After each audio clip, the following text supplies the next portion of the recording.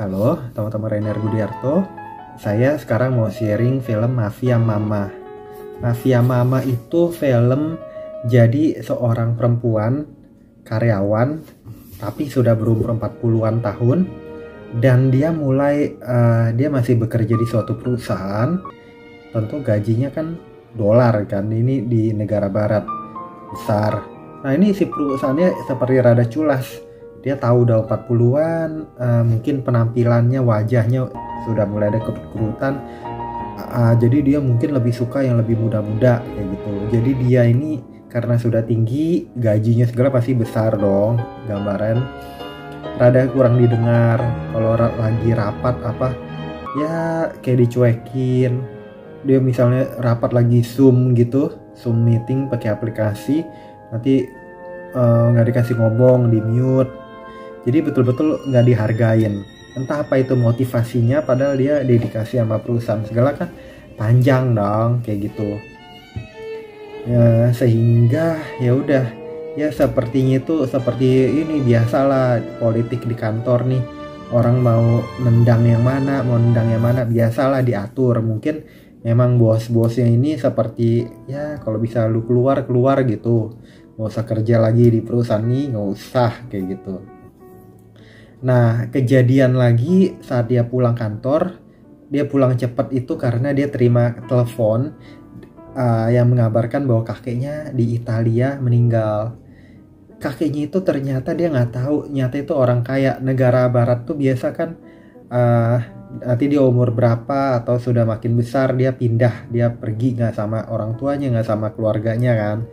Mandiri, kebiasaan di itunya itu ya melalang buana atau pergi ke negara mana kayak gitu.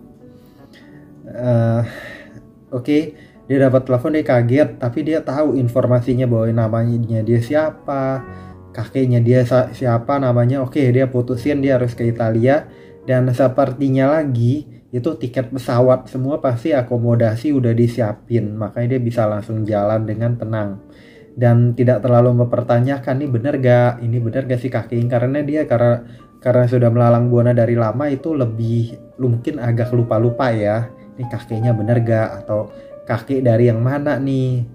Ya bisa aja kan orang berpikir, apalagi kalau jarang ketemu, beda negara. Udah akhirnya dia terbang ke Italia.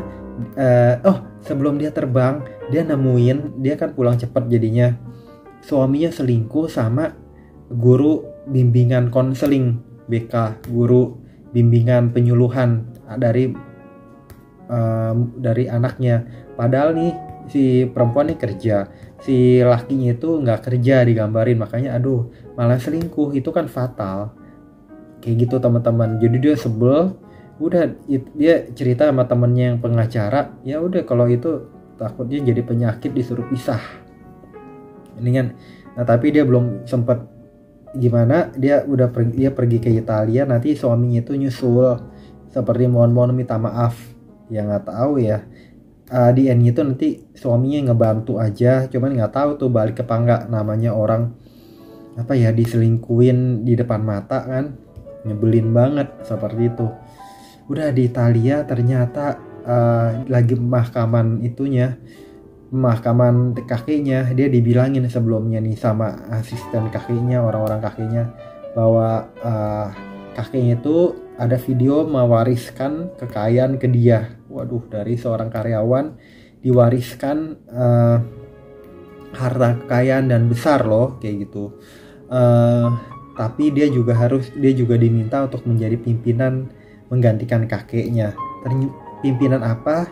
Jadi saat pemakaman itu tiba-tiba dia ditembakin. Kakeknya itu yang telah jadi jenazah mau dikubur juga ditembakin, orang-orang ditembakin. Nyata itu lawan dari kakeknya. Kakeknya ternyata terbunuh. Kakeknya adalah mafia terbesar, termasuk terbesar di Italia. Jadi Italia itu negara besar loh. Negara besar ternyata. Ya udah akhirnya dia kabur, dia baru tahu bahwa ini kerjaan mafia. Kakeknya mengerjakan mafia dan dia diminta untuk menjadi pengganti kakeknya. Dia kaget setengah mati. Dan waktu di airport, waktu dia tiba, dia ada kenalan sama lelaki dia belum tahu bahwa si perempuan ini, laki ini belum tahu kalau si perempuan ini sebetulnya akan menggantikan kakeknya, dan laki ini ternyata polisi, cuman nggak ngaku polisi, cuman seperti naksir gitu, tukaran nomor telepon, mau bertemu lagi, cuman terus dihalang-halangin nih si perempuannya itu, handphonenya semua dihalang-halangin sama anak buahnya kakeknya itu, karena dia bilang ini kan mau teruskan mandat dari kakeknya menjadi pemimpin, khawatir dia terbunuh kayak gitu. Benar, mulai tuh pertemuan dirancang, kakeknya akhirnya dikuburkan gimana deh pokoknya. Pertemuan dirancang dan dia itu ada yang mau diracun, tapi dia otaknya pintar, udah biasa di kantor nih, sensitif, tahu nih kira-kira nih orang nggak baik, ini orang nih mau macem-macem nih. Akhirnya ada tuh dia mau dikasih racun, dia tukar minumannya, walaupun dia nggak tahu bahwa minumannya dia tuh mau dikasih racun, dia tukar aja pokoknya. Dia tukar, ada 3 lagi pilihannya, 3, udah itu aneh, kok dia dibuatin minuman saat dia nggak ada. Akhirnya dia tukar tanpa dia yang mafia yang mau kerjasama pura-pura baik, ternyata nggak ngeliat, dia tukar lagi yang dia mau minum itu, dia tukar letaknya, bener itu racun katanya. Ternyata dia nggak apa-apa, si itunya malah kolaps.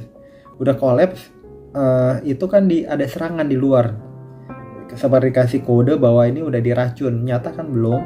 Dan anak buahnya yang kakeknya yang sekarang dia jadi mimpin itu akhirnya baku tembak digambarin. Setelahnya ya udah dia berhasil selamat, orang-orang juga berhasil selamat nih, mafia terkuat, dan tangan dari si yang ngeracunin dia dipotong, dibawa ke dikasih unjuk ke mafia lawannya itu. Ya udah akhirnya kan perang, tapi sebenarnya semata-mata kalau per orang-orang itu bukan perang gimana, tapi hanya sebagai pembagian keuntungan, pembagian kekuasaan, sebagai kita itu bisa dibilang pembagian wilayah. Karena kalau kita nyerahin wilayah kita atau wilayah kekuasaan kita itu, padahal di situ ada usaha, ada bisnis, nah itu jadi nggak berjalan dan nggak ada pemasukan, ya jatuh miskin jatuhnya. Jadi sebenarnya tetap aja semua masalah, semua keributan itu ujung pangkal atau pangkal awalnya itu hanya karena uang, karena ekonomi, nggak ada yang lain. Orang ribut karena belum makan, orang jadi sebel, jadi bunuh-bunuhan karena soal pembagian rezeki kali. Orang mau licik karena nggak mau berbagi rezeki sama orang lain. Ya macem-macem teman-teman, kayak gitu. Ya udah akhirnya ya keributan terjadi, dan dia akhirnya si yang laki yang suka dia itu ternyata polisi, dan dia udah dapat informasi bahwa pimpinannya itu dia, si perempuan itu. Akhirnya ditangkap waktu terjadi baku tembak lagi, ditangkap. Dan di pengadilan muncul tuh kesaksian dari pengacaranya, temennya dia yang di Amerika. Dia tuh sebagai karyawan, sebetulnya dia ke Italia hanya untuk penguburan kakeknya, tapi nggak tahu kenapa dia direkrut, diajak, bukan direkrut aja, hanya diajak untuk menggantikan kakeknya karena permintaan kakeknya. Tapi dia itu seorang baik, dia nggak mau tapi ini keadaan, dia didaulat, didapuk jadi pemimpin, padahal dia sebenarnya nggak tahu apa-apa. Dia nggak mau menghendaki keributan tapi ya ini sebagai jalannya aja, dia seperti ini saat ini, sebagai pewaris dari kakeknya, bukan maunya dia. Yaudah akhirnya dia dibebasin, hakim juga bebasin dia, dan grup mafia ini nggak ngerti ya, nggak bisa dibubarin sebetulnya, cuman yang bersalah, terlibat mungkin pembunuhan, terlibat kejahatan itu harus ditangkap, harus di penjara, harus mempertanggungjawabkan perbuatannya gitu. Dan sebelum kejadian ini kan dia diuber, si suaminya segala juga ngejar dia yang selingkuh itu kan. Dia tinggal bilang, jadi udah diselingkuhin, suami juga nggak tahu nyata dia udah pimpinan mafia. Saya nggak mau tuh nih orang Paul ini ada di hadapan saya, usir aja. Waduh, dia udah tinggal perintah gitu, anaknya juga bengong. Anaknya ada laki-laki sudah besar kan. Ya udah akhirnya nggak tahu tuh dia nih gimana.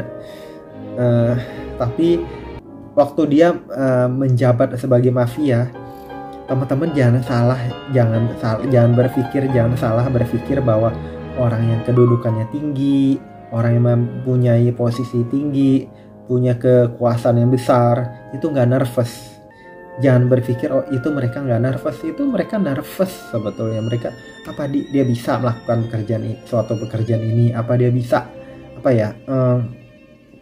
untuk memuaskan semua pihak yang berkonflik, apakah dia bisa tetap menjalankan usaha dengan baik, kayak gitu. Jadi sebetulnya nggak pede, semua orang nggak ada yang pede. Orang yang sepintar apapun yang mungkin dia anggap oleh anak SD, anak TK, ini guru pintar gitu, pintar matematika, belum tentu ada yang lebih pintar lagi dari dia. Kebetulan menghadapi anak SD dia bisa, kayak gitu teman-teman. Ya saya ini bukan ini ya, ini hanya ya bahwa maksudnya saya itu hanya bahwa semua orang itu semakin tinggi kedudukan, mau direktur mau apapun, itu semua ada nervousnya, ada masalahnya. Cuman di hadapan orang lain, mungkin orang yang kurang mampu, yang rada posisinya juga kurang ngerti, ngelihat fenomena seperti itu berpikir oh ini orang hebat, orang ini kuat. Padahal enggak juga, di pandang orang lain juga melihat ini orang biasa aja sebetulnya. Cuman posisinya dia sebagai guru yang harus lagi mendidik dan menjadi dihormati, dan orang yang dididiknya itu belum paham. Jadi melihat berarti ini guru pintar, nih orang pintar. Padahal itu semua bisa aja ada nervousnya, ada kekurangannya, termasuk diri saya, diri kita, teman-teman, semua pasti ada kekurangan. Dan kita harus bisa nih tidak menunjukkan kita itu ada kekurangan gimana, tapi kita bisa mengatasi keadaan, mengatasi masalah. Mau guru, mau siapapun, mau presiden, kita harus bisa dibilang menghadapi kekurangan kita, kelemahan kita, atau nervousnya kita harus bisa menghadapi itu. Itu aja kuncinya biar kita bisa maju, biar kita bisa.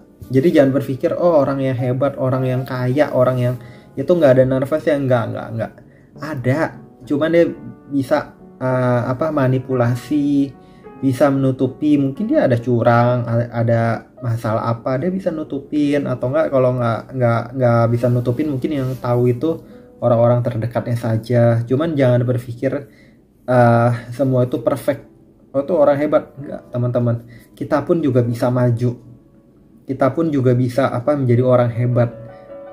Asal kitanya mau usaha, asal nanti kita udah tinggi pun kita jangan sombong kayak gitu.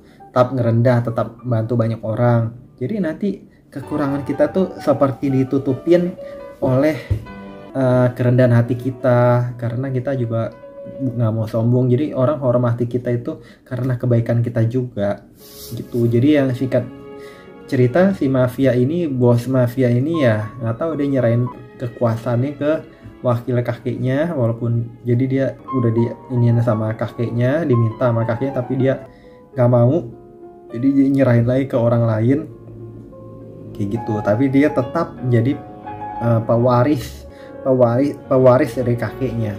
Jadi teman-teman, keadaan kita, orang lain mungkin kita lagi dihina, kita lagi jatuh banget, kita nggak ada yang tahu, bisa aja kita nanti tiba-tiba jadi kaya banget kita, atau nanti orang yang tadinya gimana nggak baik tiba-tiba jadi susah atau gimana, kita nggak ada yang tahu ke depan seperti apa.